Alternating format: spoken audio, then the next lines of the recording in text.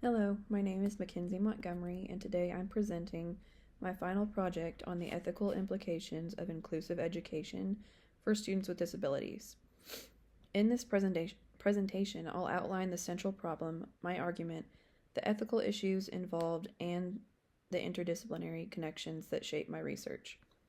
I'll also give you an overview of my research so far, highlighting some key sources that support my argument. The problem I'm addressing in my project is the disconnect between the intended goals of inclusive education and the reality of its implementation. While inclusive education aims to integrate students with disabilities into general education classrooms, in practice it often falls short. Many schools fail to provide the necessary resources, support systems, and training for teachers, which means that students with disabilities are not getting the support they need to succeed. In my own experience working in a school, I've seen firsthand how students with disabilities often just get by. They're not disruptive, but they're clearly struggling, at times not performing at grade level and not receiving the individualized instruction that is necessary for their success.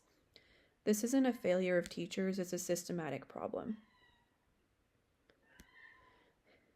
Teachers are expected to manage 20 or more students with diverse needs, and there simply isn't enough time or resources to meet each student at their level. The result, these students are not getting the education they deserve. My argument is simple and clear. It is unethical to place students with disabilities in inclusive classrooms without ensuring that they have the support they need to succeed. Inclusion is not just about physical presence in the classroom. It is about making sure these students can thrive academically, socially, and emotionally. However, I strongly believe that full separation is not the answer. Inclusion provides essential benefits, especially with teaching students with disabilities how to communicate and interact with other peers. The key is balancing inclusion with the right resources and support. Without that, inclusion becomes a mere formality, something that looks good on paper but fails to deliver. It's unethical to call something inclusive when it doesn't meet the needs of students it's supposed to serve. The ethical issue at the heart of this project is whether the current implementation of inclusive education truly fulfills the moral obligation to provide equitable education to all students.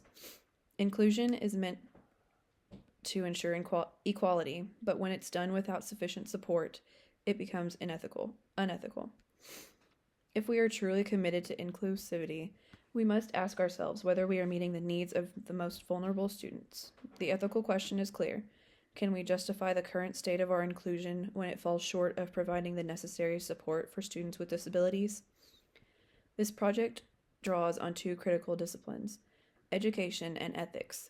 The field of education provides insight into the practical challenges of inclusive education, how to effectively teach students with disabilities within general education classrooms, and the steps needed to provide the individualized instruction that these students require.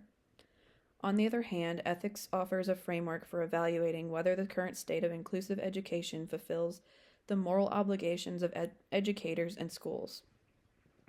By examining this issue from both educational and ethical perspective, we can identify the gaps and work towards a more just and effective model of inclusion. So far, my research has led me to several key resources that support my argument. One crucial source is a case study led by David Hoppy and James McCleskey, which examines leadership strategies in schools that are successfully implementing inclusion. This study highlights the importance of strong leadership and proper resources in making inclusion work. Another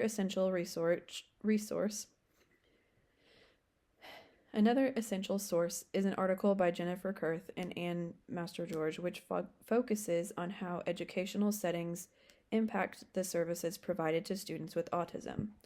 This article is invaluable because it shows how inclusion, as currently practiced, often fails to address the unique needs of students with disabilities. These sources, along with the others I'm reviewing, provide strong evidence that inclusive education, to be ethical and effective, need more than just the intention of inclusion. It needs the resources, training, and support to make it truly successful.